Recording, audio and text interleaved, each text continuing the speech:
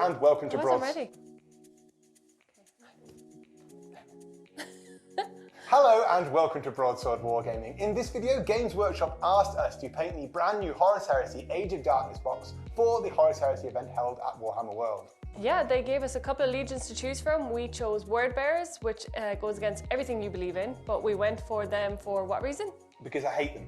Exactly. And they're the worst, and they are going to die in every battle report you see on this channel. I vow now that they shall never win a battle report.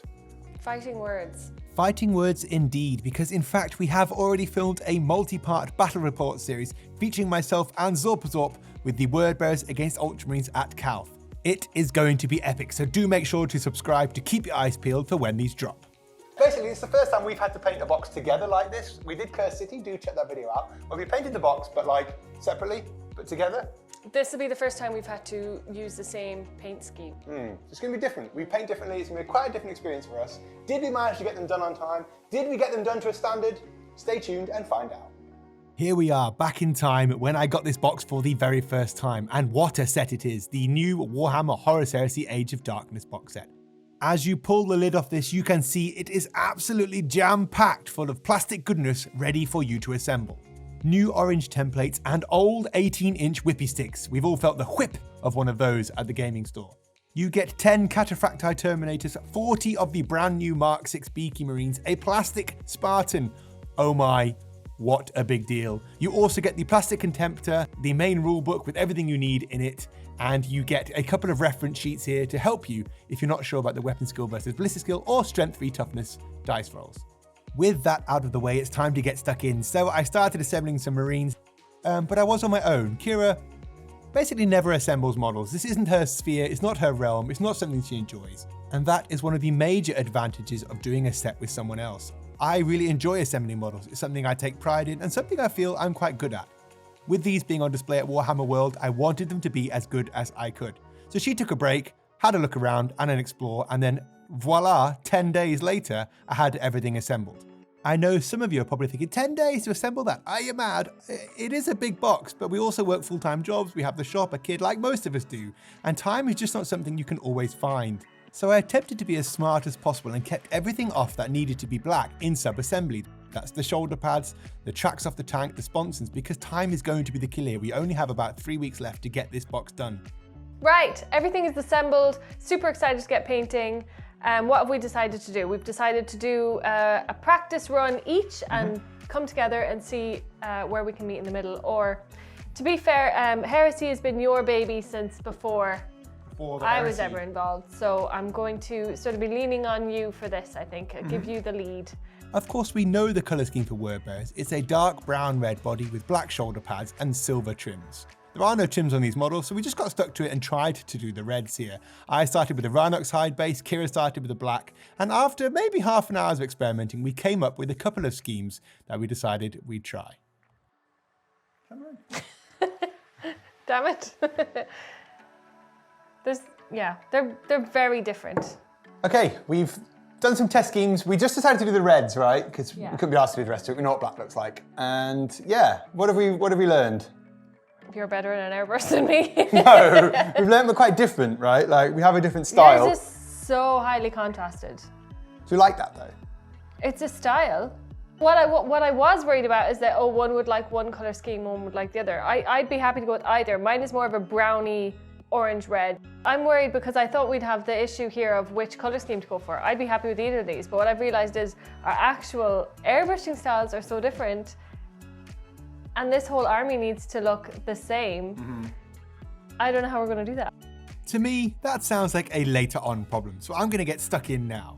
Using the Chaos Black spray from Citadel, this is something kind of new for me. I've not used this spray in a long time. Previously, I've been using the airbrush to undercut all of my models, but actually, this stuff has come on so much in the last 20 years, I now love it again. On to the colour scheme, we ended up mixing our colour schemes together and coming up with a kind of cool amalgamation for our Word Bearers. We are using the Rhinox hide as the base colour. This is going on as a zenithal, covering almost the entire model except for the extreme recesses. Whilst CIARA is chugging on with those, we'll chain gang this and I'll start doing the Word Bearers Red, which of course is the main colour for our models. This is actually a really nice colour, one I'd not used previously. It's a nice browny red and it kind of stops you falling into that pattern of the bright Blood Angels red. We sit here and paint for quite a while, I'd say maybe 40 minutes to an hour, airbrushing away. Of course, do use a mask yourselves, guys. We're only not using a mask because we're in the video and we're in a well-ventilated studio. Then it's on to highlights with the corn red. We ended up mixing this with Wazdacker red to give it that bit of extra pop. I put this around the ankles, the feet, the top of the backpack, the back of the backpack, the hips and the face. Faces and bases, that is the way to get an army done. CIARA went downstairs to deal with a child/shop problem, I think, whilst I stayed upstairs and finished off some of these details. Again, another advantage of painting together, because sometimes life finds a way. Jurassic Park. That is the airbrush finish we have on the model so far. You can see the gradients, you can see the contrast, and you can see the depth of colour we've managed to achieve in what is a relatively short amount of time. I haven't done the Spartan or the Contemptor, so I do come back a couple of days later after work again and get the reds onto these models. CIARA did all the faces and all of the skin on every model in this army because that's something she really enjoys, and something I just don't have the patience for. I now needed to get some blacks onto all of the parts I'd left off. Now this is quite tedious, so I thought if I stuck the shoulder pads down to some tape, I could use the Chaos Black on the top. And it did work, but when I peeled them off the tape, sometimes the tape was stuck to the shoulder pads, which created more work in the long run. I don't know, you can figure it out. I then had to highlight them, so I used the layer paint Eshin Grey. And this took a little bit longer because I was trying to make sure the light was hitting the shoulder pad at the same angle as the light would be hitting on the model. It took a lot longer and it took a while to get them all together and all out. As you can see, I'm doing it, but we got there in the end and I was really happy.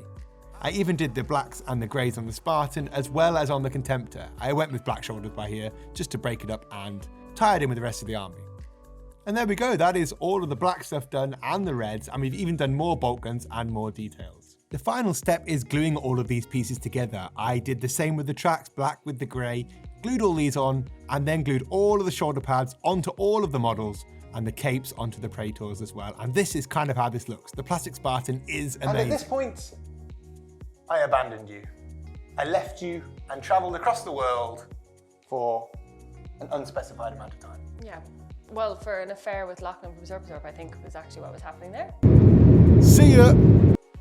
Yes, with 2 weeks to go until our project needed to be finished and it was nowhere near finished, I decided to roll tanks around, play some Ultramarines, play some Word Bearers against Lachlan at Zorpazor. So what did you do whilst I was away? Because we'd done a fair bit of work up to there, like all the core boring work. Essentially tidying up bits we'd missed, all the details, the pouches, the belts, the bolter bits that we'd missed, lightning claws, hatches on the Spartan, the bloom on the turret thingies. Betty Bolter's big bad bolt gun. Yeah. Bolt gun. Basically, I was just like this the whole time. Smashing. Next. Hello, and welcome to my first voiceover. So here we can see some of the bits that I did while Oliver was over gallivanting about and making Broadsword a thing.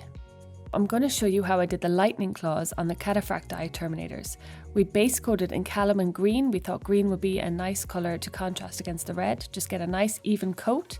And then follow up with Warpstone Glow, Moot Green and Screaming Skull. We're going to blend these together on the wet palette in a nice smooshy smoosh method.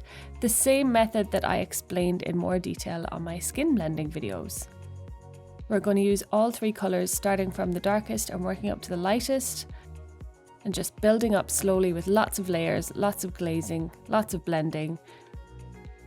Use a final little dot of Screaming Skull just to get that last highlight. This method is super quick and super effective. Okay, it's not super quick, but it's super effective. And here he is finished. I think that looks brilliant, so well done CIARA for doing all this work whilst I was away.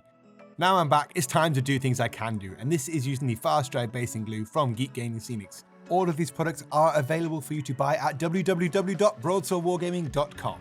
This is a really easy product to use. It is quite literally splodge it on, splodge it around, and grab a base ready. I'm going to use Tropical Beach and Desert Sand and Stone mixed at about a 50-50 because I feel it brightens it up a little bit more. And then you just dunk it, dip it, tap it, shake it, and you are done. I quite like the brighter sands on these darker models as I think it contrasts really, really well.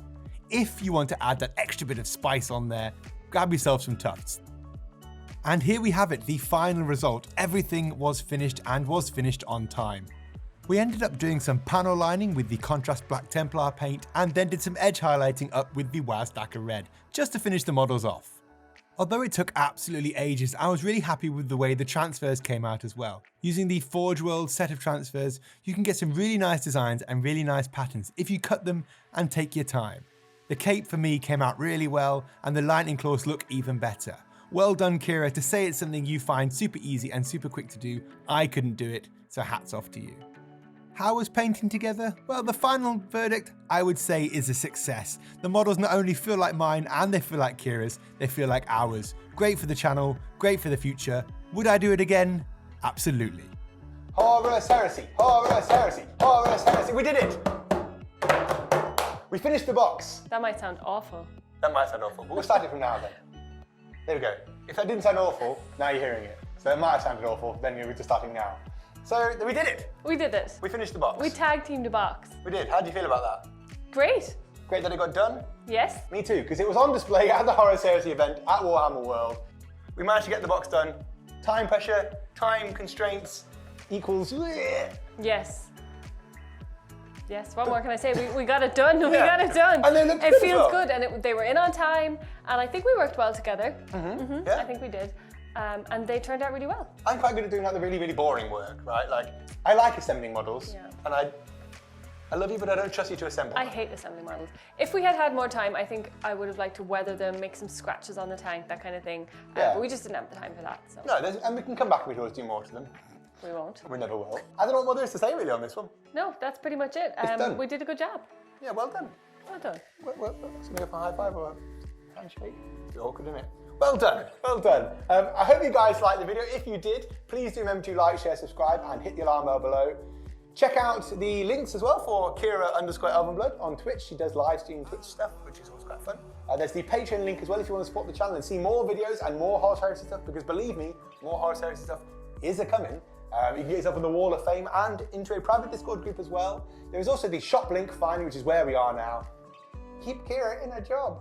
You can probably buy the Horus Heresy stuff from there, depending on when you're watching this video. Probably not if you're watching it now, but if you're watching it like now, you might be able to. So yeah, I think that's it from us, guys. Thanks for watching. Take care, and I'll catch you in another video.